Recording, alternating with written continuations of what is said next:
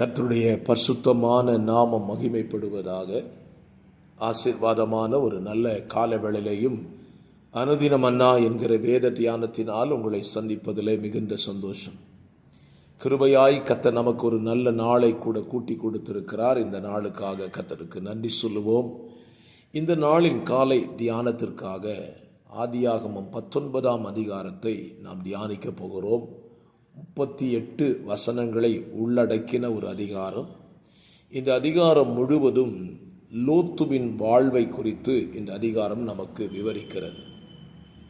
லோத்துவின் வீட்டிற்கு தேவ தூதர்கள் செல்வதையும், லோத்து அவர்களை ஏற்றுக்கொண்டு அவர்களை உபசரித்து தன் வீட்டிலே தங்க வைக்கிற முற்படுகிறதையும், அவர்களுக்கு எதிராக சோதோமின் ஜனங்கள் செயல்படுகிறதிலே தேவன் சோதோமின் ஜனங்களுக்கு குருட்டாட்டத்தை பிடிக்க பண்ணி லோத்துவுக்கு எச்சரிப்பின் வார்த்தைகளை கொடுத்து அவனை அங்கே இருந்து வெளியே அனுப்புகிறதையும், சோதோம் குமாரா பட்டணம் தேவனுடைய கோபாக்கினையை சந்திக்கிறதையும், லோத்து தன்னுடைய 2 பிள்ளைகளோடு புறப்பட்டு போய் தன் மனைவி பெண்ணிட்டு பார்த்து உப்புத்தோனானதையும், லோத்துவின் தவறான ஒரு வாழ்வையும் இந்த அதிகாரம் சித்தரிக்கிறது.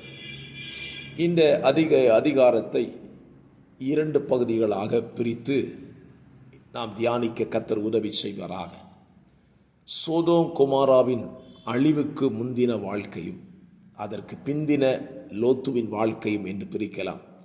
இந்த காலவெளியில் நம்முடைய வாழ்க்கைக்கு பிரயோஜனமாக லோத்துவினிடத்திலிருந்து சில காரியத்தை நாம் கற்றுக்கொள்ள கர்த்தர் நமக்கு உதவி செய்வாராக.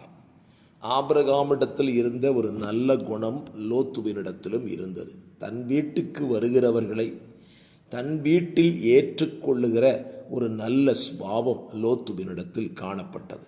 ஆண்டவருக்கு நன்றி சொல்லுகிறேன். நம்மிடத்திலேயும் நம்முடைய பொற்பிதாக்களில் காணப்படுகிற நற்குணங்கள் நம்மிடத்திலே காணப்படட்டும். 2வதாக லோத்துவின் வாழ்க்கையில் தன்னுடைய வீட்டிலே ஸ்தோத்திரம் வந்தவர்களுக்கு எந்த தீமையும் சம்பவிக்கக்கூடாது என்று சொல்லி கவனமுள்ளவனாய் இருந்தான்.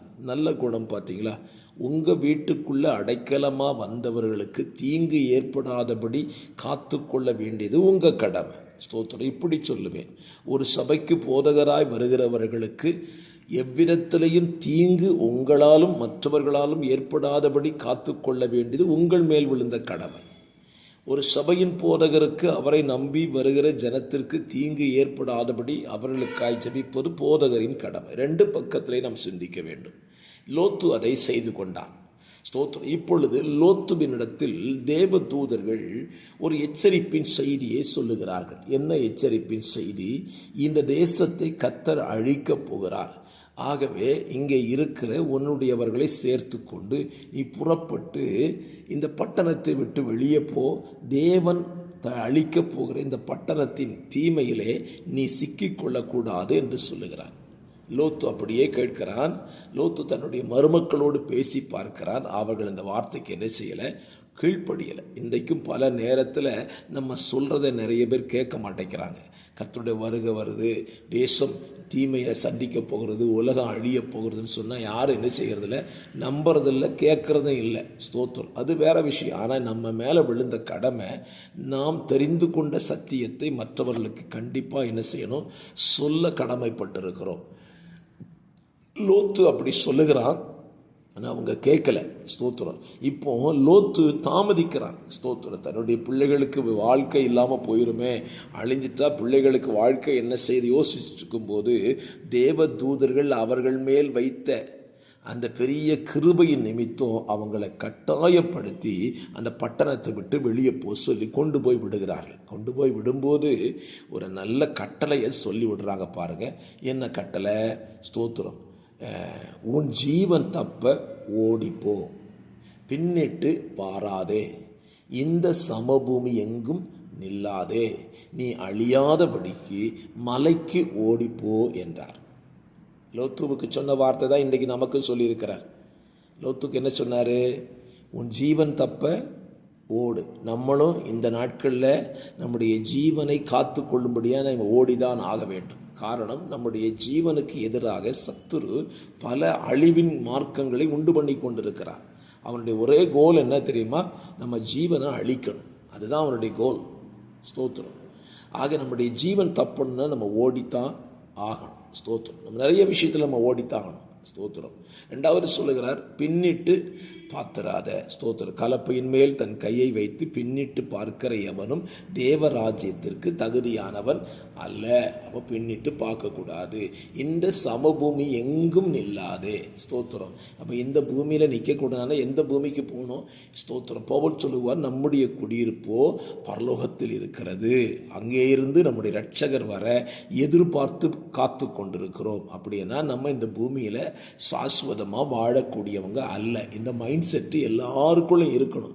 நம்ம ஏதோ இந்த பூமியிலே நிரந்தரமாக வாழ்கிறத மாதிரி தான் நம்ம எல்லா காரியங்களையும் செய்து கொண்டு இருக்கிறோம். ஸ்தோத்திரம். தேவாலயம் கட்டுகிறவங்களை பாருங்கள், பல கோடிகளுக்கு எஸ்டிமேட் போட்டு தான் ஆலயம் கட்டிக்கிட்டு இருக்கிறாங்க. ஏதோ நிரந்தரமாக இந்த பூமியில் தங்கிடுற மாதிரி தான். ஸ்தோத்திரம். வீடு கட்டுறவங்க நிலைமை அதுதான். பல கோடிகளுக்கு வீடு கட்டுறாங்க, சொத்து வாங்கினா கோடி கணக்கில் வாங்குறாங்க. இந்த பூமி நமக்கு சொந்தம் இல்லை, நிரந்தரம் இல்லை, இது அழிவுக்குரியதுன்னு சிந்திக்க தெரியலை. ஸ்தோத்திரம். சமபூமியில் நிற்காதேன்னு சொல்லிட்டார். நீ அழியாதபடிக்கு மலைக்கு ஓடிப்போ. லட்சியத்தை கொடுக்குறாரு பாருங்க. எங்கே போகணுன்னு சொல்கிறார், மலைக்கு ஓடுங்கிறார்.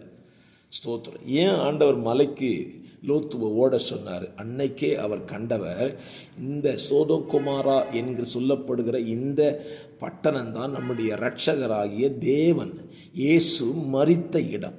இதை அப்போஸ்தலனாகிய பேதுரு இதற்கு ஆதாரமாக ஒரு வசனத்தை சொல்லியிருக்கிறார். நீங்கள் இந்த வசனத்தை வாசித்திருக்கலாம். நான் இந்த காலவெளியில் ஸ்தோத்திரம் உங்களுக்கு அந்த வசனத்தை ஞாபகப்படுத்துகிறேன். கர்த்தர் நல்லவர். நம்முடைய இரட்சகரும் அதிலே மரித்தாரே என்று சொல்லி அழகாக சொல்லப்பட்டிருக்கும். கர்த்தருடைய பரிசுத்த நாமம் மகிமைப்படுவதாக. ஆகையால் என்னை கேட்கிற அருமையான கர்த்தருடைய பிள்ளைகளே, நம்ம வாழ்க்கையை நம்ம சற்று சிந்திப்போம். நாம் ஓடிக்கொண்டிருக்கிறதான ஓட்டம் எது? ஸ்தோத்திரம். ஓட்டம் எது?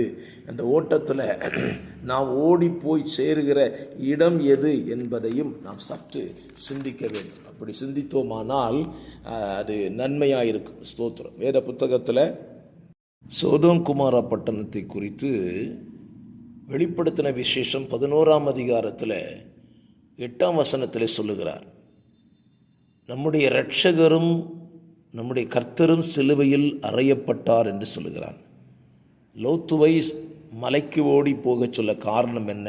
பிற்காலத்திலே இந்த மலையில்தான் நம்முடைய இரட்சகராகிய தேவன் சிலுவையில் அறையப்பட போகிறார் என்பதை அன்றைக்கே குறித்தவர் நம்முடைய தேவன். ஆகவே தான் மலைக்கு ஓடச் சொன்னார். என்னை கேட்கிற அருமையான கர்த்தருடைய பிள்ளைகளை, நம்முடைய ஓட்டம் எல்லாம் கல்வாரி மலையை நோக்கித்தான் இருக்க வேண்டுமே தவிர உலகத்தை நோக்கி அல்ல. ஆனால் லோத்து அந்த மலைக்கு ஓட தன்னால் இயலாது என்று சொல்லி தனக்கென்று ஒரு பாதையை தெரிந்து கொண்டார். இந்த காலவெளியிலேயும் உங்களை பட்சமாய் கேட்டுக்கொள்வேன். தேவன் உங்களுக்கு காண்பித்த அந்த மலையை நோக்கி ஓடுங்கள். உங்களுக்கென்று ஒரு பாதையை தெரிந்து கொள்ளாதிருங்கள். லோத்து மாத்திரம் அந்த மலைக்கு ஓடி போயிருந்திருப்பானால் நிச்சயமாக அவன் ஆசீர்வதிக்கப்பட்ட ஒரு நிலைக்கு போயிருப்பான்.